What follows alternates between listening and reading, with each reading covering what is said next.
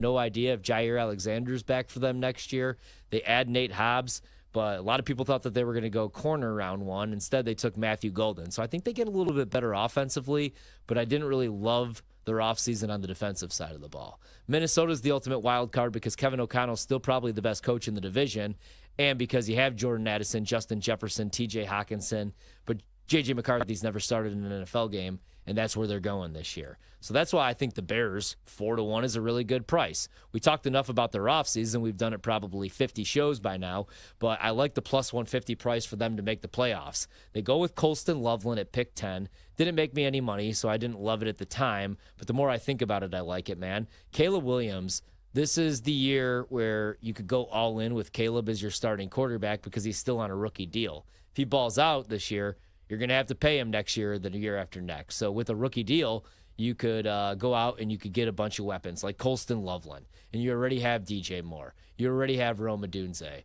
You already have still Cole Kmet. And now you pair him with Colston Loveland. Most likely Keenan Allen's gone. If he's not, whatever, you got another weapon, man. But I don't know how you're going to be able to get all these guys on the field. That's the only thing I was wondering when they took Luther Burden round 2 at pick 39 is how are you going to play him and Rome Odunze, right? Because they're both slot receivers. So I like the Luther Burden pick, but I don't know that you're going to play him a whole lot on the outside.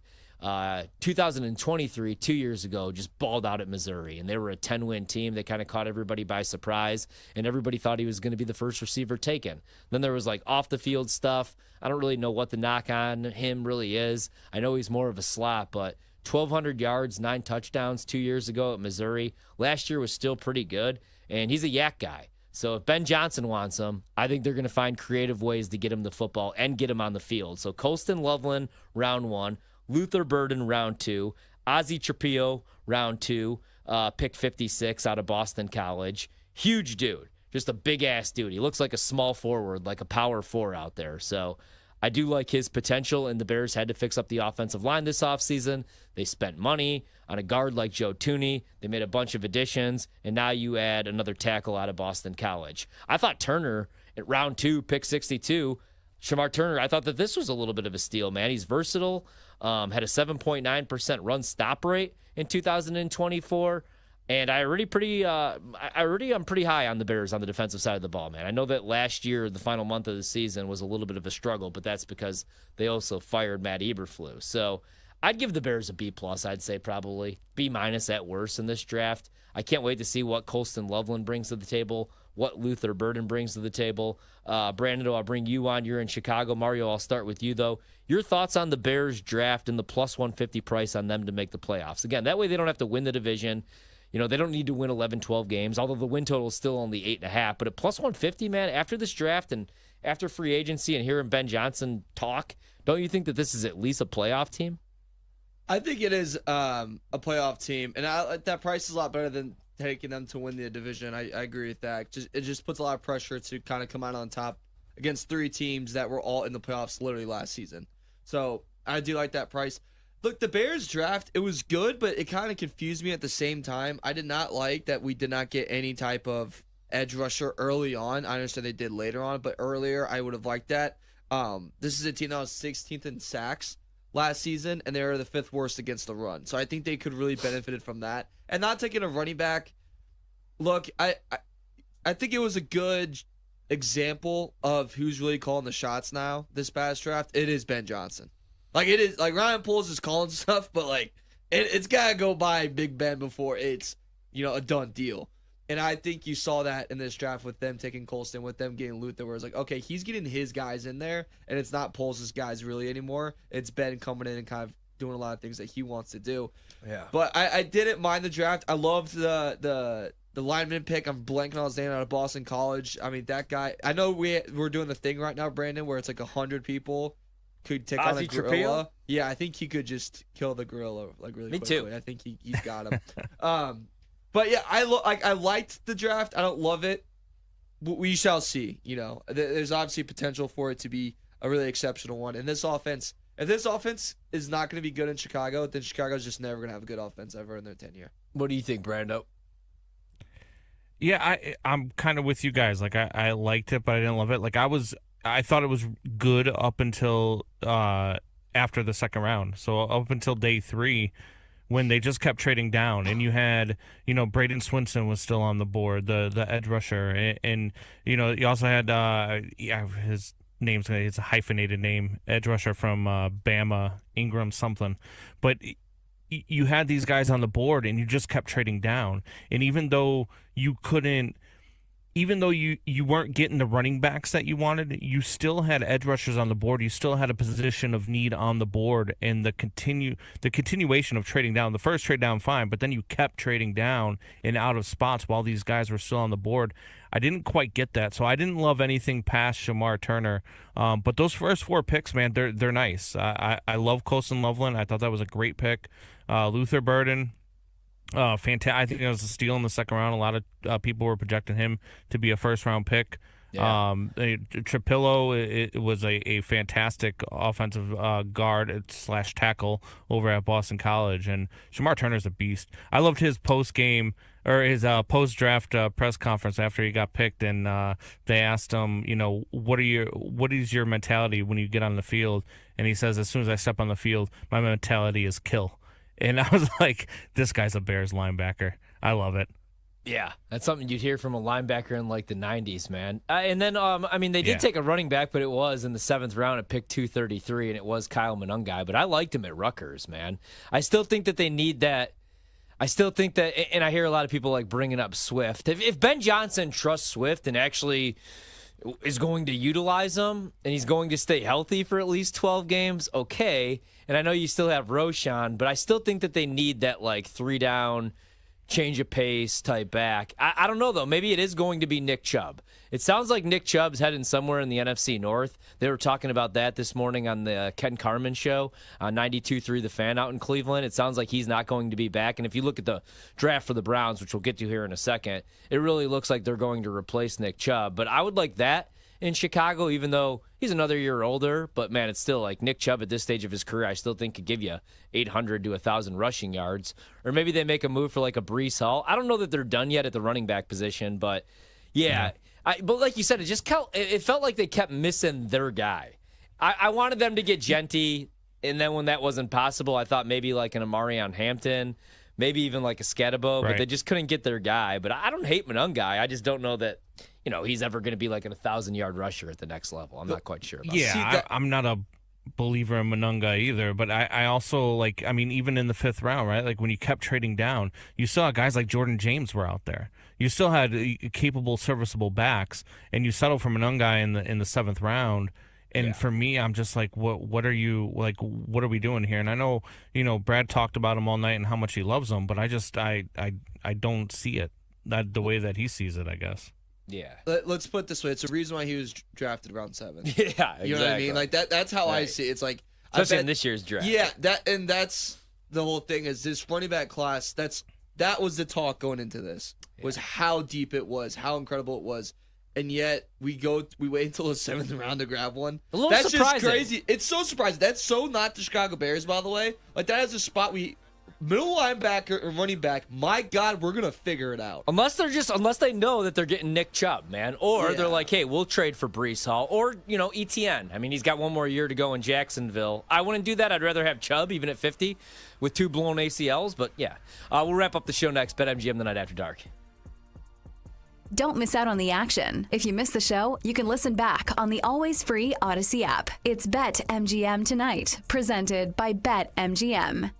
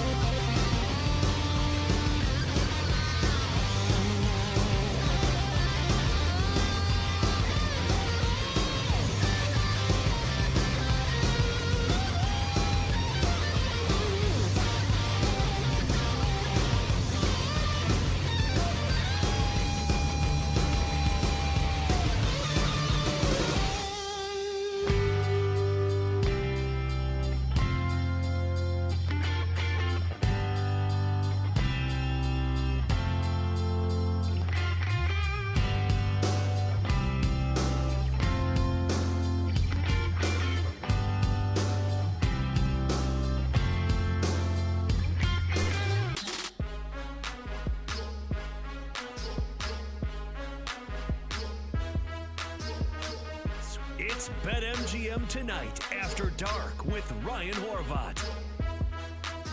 BetMGM Tonight After Dark. Ryan Horvat solo hour. Guys, guess what? I'm really high on the Chicago Bears this year. Still plus 425 at BetMGM to win the NFC North. Plus 150 to make the playoffs. Hey, maybe you want to get a little crazy. Ben Johnson getting more weapons for Caleb Williams. He's 35-1 to win the MVP. Maybe you just parlay them all together with a Bears Super Bowl as well. The Bears. All right, let's round out some of these other draft grades. The Cincinnati Bengals need help on the defensive side of the ball. Every year, if he's fully healthy, Joe Burrow is going to put up MVP numbers, especially because the Bengals, like a Madden team, went all in again at the wide receiver position. Jamar Chase, ching, you're the highest paid receiver in the league. T. Higgins, everybody thought you were going elsewhere. Everybody thought maybe you would have to play for the second consecutive year on the franchise tag at 25 years old. Oh, no, we're going to pay you, right? And I like the Bengals on the offensive side of the ball. Hate the defense. They lose Lou Anarumo, who was the defensive coordinator when they made that run to the Super Bowl. I do think it was time for him to go. Trey Hendrickson's a stud, but it doesn't seem like he really wants to be there, or he just wants a refresher every other year. He wants to be the highest paid or at least top 5 edge rusher in the league, which makes sense because even if he's going to miss a week or two, he's still going to finish with double-digit sacks, 16 and a half, 17 and a half seasons. So that's why he wants to get paid. They had to get him some help, or they have to replace him. And that's what they tried to do round 1 with pick 16 with Shamar Stewart out of Texas A&M. His pass rush production was all right, 67.2 at PFF, not the best. He's definitely not going to be a 2018 sack guy like Trey Hendrickson. But, you know, if you pair him with Hendrickson and he's eating double teams on the other side, I think he could at least be like an 8.5, maybe like 7.5, 8.5 sack guy. And that's what Cincinnati needs, man. They need to get pressure on the quarterback. They're going to see Pat Mahomes. They're going to see Justin Herbert, maybe, hopefully, if the Chargers make the playoffs this year. They're going to see Josh Allen. So you got to fix up the defensive side of the ball. They get Demetrius Knight Jr., the linebacker out of South Carolina, round 2. They get a guard round 3. They get Barrett Carter, who I do like, the linebacker out of Clemson. But, like, I got to be honest, man, don't love the draft for the Bengals. I feel like we're overrating the Bengals a little bit. Even when I was looking at the division prices, 2-1, I don't know if I really want to do anything with them right now. Because we know Burrow's going to be awesome, and Chase is great, and Higgins, when he's healthy, is awesome. But the problem is, it's hard to win games when you're giving up 30-plus points every single week. I'd say the Browns had one of the weirder drafts in NFL history. They were sitting there at pick 2, and they have a lot of needs. So I'm not going to crush them from moving on from pick 2. And then I thought that there was a good chance when they moved to pick 5, they would trade that to Chicago and just stockpile picks, which I thought that they should have done. Instead, they stay put at 5. They take Mason Graham, who I love out of Michigan, as an interior defensive lineman. And that's a perfect fit because you already have Myles Garrett on the edge. Would have been pretty cool, though, to pair Myles Garrett with Abdul Carter. Instead, the Giants get him at 3, and I love the Giants draft. But Graham had a 90 grade in 2023, had a nation's best 92.6 run defense grade last year. So the defense for Cleveland is going to be solid. Problem is for Cleveland, man, the defense is always solid. A couple years ago, they had historically one of the better defenses of all time, and they still couldn't get out of the wild card round because they never have an offense that could score points. I like what they do round 2. They get Schlesinger, the linebacker, Carson out of UCLA. They get Quinshon Judkins, round 2, pick 36, which means most likely they're going to move on from Nick Chubb. Hopefully he does end up in Chicago. But then it gets really weird. So round 3, pick 94, they take Dylan Gabriel. And that's when we knew something was up with Shedeur. Like where, okay, he must have bombed every single interview. Because we know he's probably a backup at the next level. We know that he doesn't throw the best deep ball. He's not Cam Ward type athlete or Josh Allen type of an athlete. But Dylan Gabriel is a lefty, and he's 5'11". And it seems like he's played college football for like the last 15 years. Was solid at Oregon, was solid before that at Oklahoma. But I think at best he's a career backup.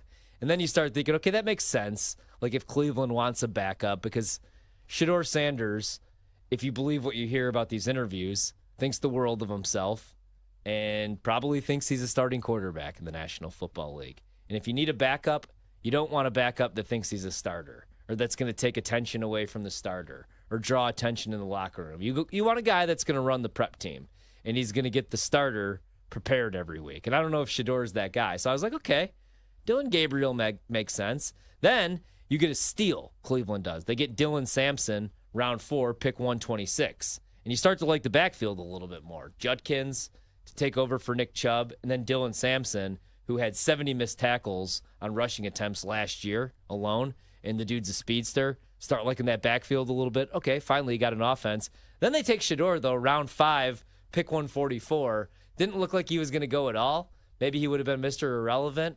And instead, they draft him after drafting Dylan Gabriel. And I was like, when the hell have we ever seen this before? There was the time that the Commanders had RG3, or they got him with pick 2, and then they took Kirk Cousins, and Kirk Cousins ends up being the starter, and RG3 ends up being gone. So you're like, okay, you could justify it. But just really weird, man. Like, really, really weird. It seems like probably, like, owners, like some guys, some guys in the front office probably had a grade on Shedeur and they liked him, but maybe the coaching staff didn't. It was weird in the war room after they took him. Like, nobody looked very happy.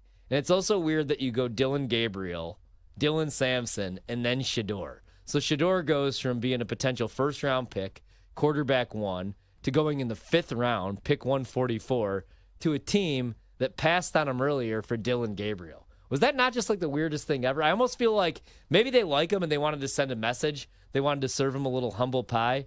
Like, hey, man, you bombed the interview, but we still do think that you have a high ceiling, or you have some potential.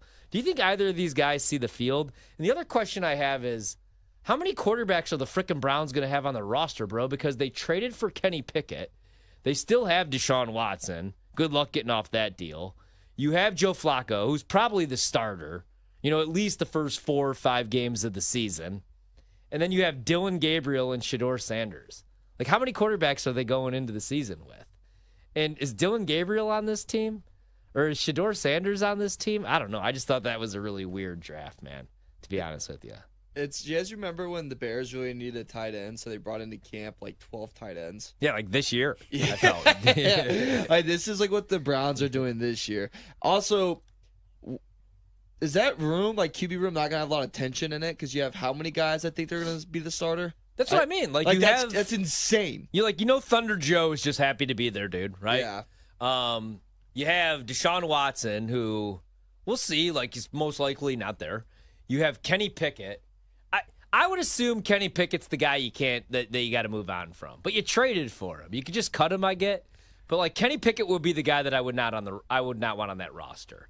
Not saying like Dylan Gabriel has this high ass ceiling, but you took him in the 3rd round. Yeah. And then Shedeur, like, I almost feel like he's on. I don't know what they do there, man. He had the 2nd best adjusted completion percentage in the entire nation and the 3rd best turnover worthy play rate. I don't think he's as terrible as the draft position suggests. I think it was just he bombed every single interview, and teams were clearly turned off by him. But I don't know. It's going to be a weird quarterback room. That's what I thought was weird about the whole thing anyway. Because, like, I knew, like, look, you know how I felt about the quarterbacks going into this draft, and I'm not a huge believer in Shedeur Sanders at the next level, but I'm thinking to myself, he's better than Dylan Gabriel. And when they took him, I was like, okay, I don't know who's going to take. I thought maybe the Cowboys in like the 6th or 7th round would do Dion a favor and they would draft him. But when they took Shedeur in the 5th, I'm like, what are the Browns doing? Like, what is going on? If you didn't believe in him enough, or you thought that he wasn't going to be good in the locker room enough in the 3rd round, now all of a sudden in the 5th round you're good to bring him in behind a guy that you already drafted, who Shedeur, if he is that guy that they're saying he was in the interview, is probably coming into that quarterback room thinking he's the best quarterback in that room. Like, how's that going to play? Right. And is Shedeur really worse than Tyler Show, or how the hell are you saying from Louisville, who's had a million injuries and started 1 year that's my age? I mean, like, people really like him, so maybe, but I can't believe Dylan Gabriel at 5'11" goes that early. And then the other thing I was thinking about that had nothing to do with Shedeur or the Browns, Quinn Ewers could have most likely Texas was ready to move on, even though But he could have made it back somewhere. Even though they were a